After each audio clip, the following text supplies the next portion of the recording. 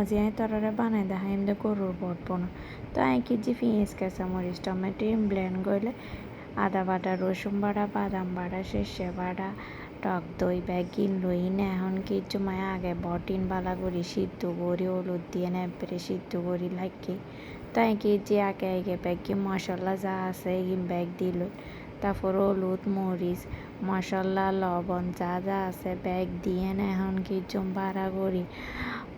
নাড়ি সারি মানে মাকে লই দেরি বালা করি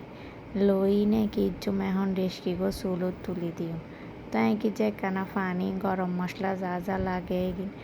তেলও ডালি দিই তেল দিয়ে নিয়ে বালা করি হসাইলে হসাইতে এনভাবে হসাইম দেয়